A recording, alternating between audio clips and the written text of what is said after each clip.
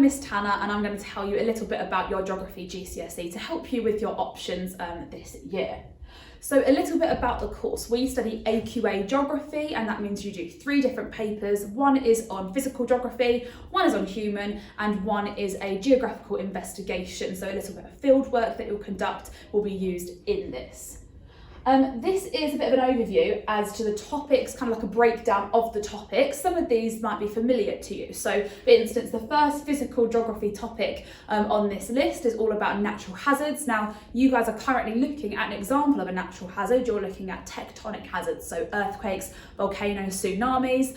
You might recognise a topic down here, physical landscapes in the UK, which you'll look at in year 10. You have looked at the coast section of this year, and you might have learnt rivers from year 7 or year 8 as well. So lots of the different aspects of the course you've been drip fed during your time at Key Stage 3, and then we'll make it a little bit trickier here for your GCSE.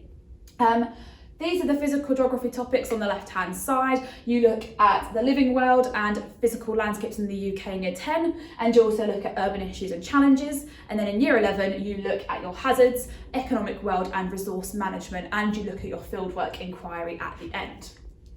So a little bit of a breakdown about the exams. They're fairly evenly weighed. The physical geography exam and the human geography exam are worth 35%, and then your geographical investigation paper is worth 30%. So a little bit about our lessons. We always have some sort of thought-provoking do now. So an example of this could be an image on the board with some key questions around the outside. You guys might have to think of the questions, or you might have to think of the answers to the questions that the teacher has provided.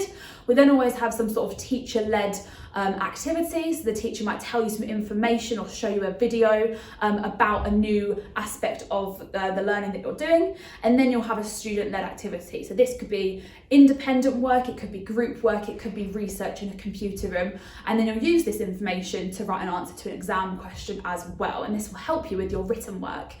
This will then be marked by the teacher, or you can peer assess and self-assess using mark schemes and things like that. So that's the general structure that we take for our lessons, which I'm sure you're familiar with already from Key Stage 3.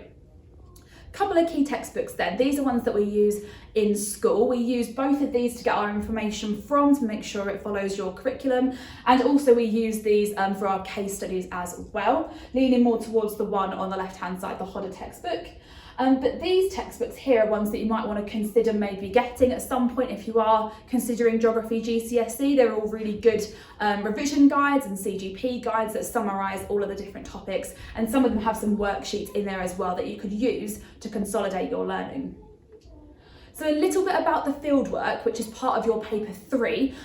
For Geography GCSE, it is compulsory that you take part in a 3-day fieldwork investigation. Now, we do this in year 11, usually around January time. We go to Swanage, and you might recognise the name Swanage because we have learnt about that in year 9. We actually do go to this place. You might recognise it. It's Durdle Door, Lulworth Cove, Old Harry Rocks. They're all places you guys have learnt about already, and we're going to go there in year 11, conduct some fieldwork, both physical and human, and then write up about them back in the classroom afterwards. And you use these answers in your paper 3. It's a really good way to go and actually see the concepts and the places you've been learning about, actually see them in person to help you with your learning. And finally, there is also the opportunity to go on an A-level trip. Now, you might recognise this place. This is Iceland. This will give you a chance again to consolidate things you've learnt about, look at the key concepts in person. This is an optional trip that's run as well. So if you're interested in going to Iceland in the future, we can offer that as part of our course. So if you do have any further questions, please talk to your geography teachers, or feel free to come and find myself or the head of geography, Mr. Taylor Smith, in J15 and J14. Thank you very much.